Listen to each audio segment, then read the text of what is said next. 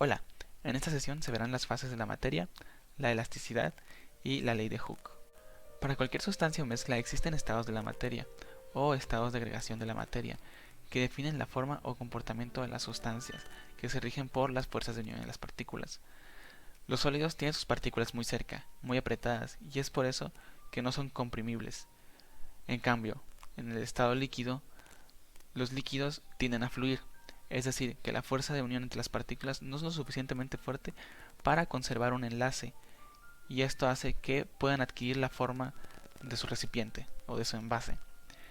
Mientras que el estado gaseoso tiene una fuerza entre las partículas casi despreciables, de tal manera que las partículas están tan separadas que el gas puede expandirse y comprimirse. La materia puede cambiar de estado de agregación mediante un cambio de fase.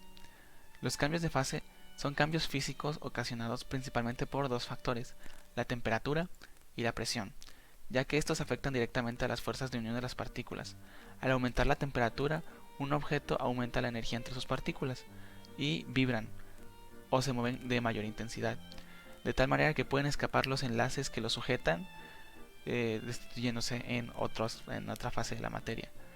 Cuando aumentas la presión, en cambio, aumentas la fuerza a la que están sujetas las partículas, que los mantiene más cerca y más unidas.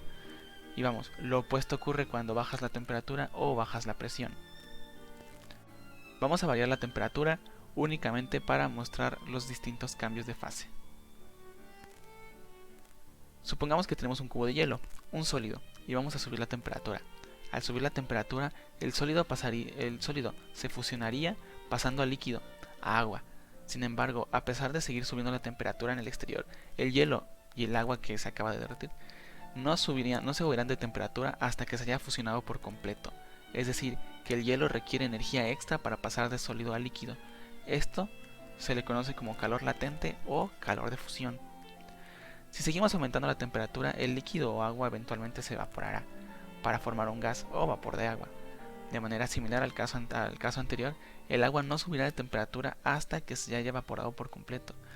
Esto se debe suministrar una energía extra o calor extra, y a esto se le conoce como calor de vaporización.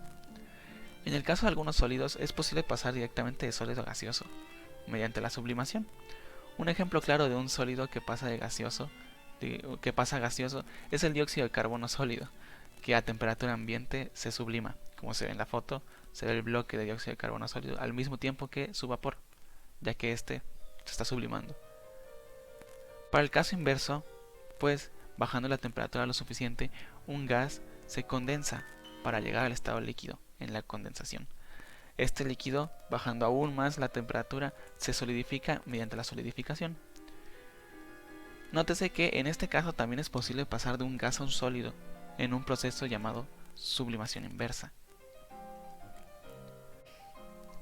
Estas son las tres fases de la materia más comunes, en las que éstas cambian al variar la vibración o movimiento de sus átomos, o la energía. Entre menos energía tenga, menos van a vibrar y más van a estar sujetos a las fuerzas de atracción entre sus átomos.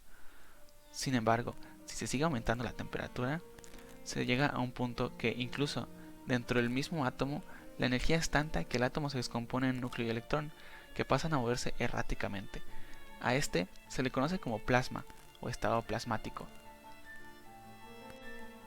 que sería otro estado de la materia. Otro de los temas con los cuales vamos a trabajar en la semana es el tema de la elasticidad, la cual se refiere a la propiedad que tienen ciertos materiales o objetos de ser deformados bajo alguna fuerza externa, que puede ser una fuerza de tracción, de torsión, de flexión, una fuerza de corte que actúa sobre ellos, y para luego recuperar la forma original que tenían antes de que la fuerza se aplicara. El ejemplo más común de donde podemos apreciar esta propiedad de la elasticidad es en los resortes. Todos conocemos los resortes, esos tienen la capacidad de que al momento de que nosotros lo aplastamos o los estiramos, siempre vuelven a su forma original. Al grado de estiramiento o compresión de la materia se le llama deformación. Es una magnitud que podemos calcular dividiendo el cambio en la longitud del sólido. En este caso, por ejemplo, un resorte, tenemos un resorte horizontal. Al estirarlo, ese cambio de longitud lo dividimos entre la longitud inicial del resorte y eso nos va a dar el grado de deformación que le aplicamos al objeto. Existen diferentes materiales que son elásticos, es decir, que siempre vuelven a su forma original una vez que son deformados. Estos tienen muchas aplicaciones en la industria debido a sus propiedades elásticas. Pueden ser utilizados con distintos fines. Algunos de ellos son la goma, el caucho, nylon, la licra que se utiliza en la ropa, el látex, los chicles que consumimos igual son materiales elásticos, la lana, silicona, algunos plásticos, entre otros. Ahora iniciamos con el tema de la ley de Hooke. Pero primero, ¿quién es Robert Hooke? Robert Hooke fue un científico inglés, el cual fue muy importante, estuvo a la misma época que Newton, y hizo aportaciones al área de biología, medicina, física, de la microbiología, de la náutica, de la arquitectura. Uno de sus trabajos que más se escucha hoy en día, y probablemente muchas personas no sepan, es que él nombró a la célula, o sea, a lo que observó en un corcho, en este caso, lo denominó célula, que es lo que ahorita nosotros conocemos como célula en la biología. ¿Ok? Aquí hay una pintura de él y se preguntarán, esta pintura es un retrato de lo que se cree como se veía Hooke. ¿Por qué no existen fotos de él? En este caso, en su tiempo no existía la fotografía, pero ¿por qué no existe un buen retrato de Hooke? Esto se debe a que en la época Isaac Newton y Hooke tuvieron pleitos para ver quién había descubierto en realidad la ley de gravitación universal, y como en ese caso Isaac Newton era el más pesado de la sociedad, en este caso científica, mandó a destruir, esconder y destrozar todos los retratos de Robert Hooke en ese momento para que todos olvidaran su rostro. Entonces, esto es lo único que nos queda realmente de él. Él hizo una contribución muy importante porque gracias a él podemos analizar en este caso los resortes, los materiales. Él hizo lo que se llama la ley de Hooke. ¿La ley de Hooke qué es? Es una pequeña formulita, es un análisis que nos permite ver cuánto se estira un objeto según la fuerza que le aplicamos. ¿Ok?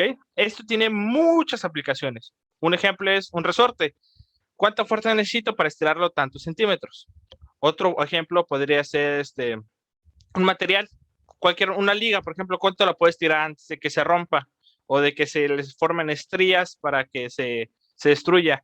Entonces, esto es muy importante en diversas aplicaciones, sobre todo ahorita aquí en la física, que es para análisis de reporte, y en la arquitectura, por ejemplo, para ver cuánto resiste un material cuando lo vas a colocar. ¿Ok?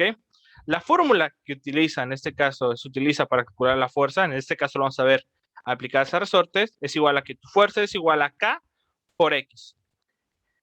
La F es tu fuerza aplicada, tu K es la constante del resorte, que esa es una constante que nos va a definir cuánto se estira, qué tan fácil es estirar ese resorte, qué tan fácil es que se estire, por así decirlo, y X, la cantidad o el movimiento que tuvo el resorte, ¿ok? O sea, por ejemplo, aquí este 0 es su punto de equilibrio, es decir, que así está siempre si no le aplicas una fuerza, y aquí le aplicaste una fuerza, se movió una cantidad X, ¿ok? A eso nos referimos. Primer ejemplo que podríamos tener con la ley de Hooke sería, tenemos una fuerza que es que comprime al resorte, ¿ok?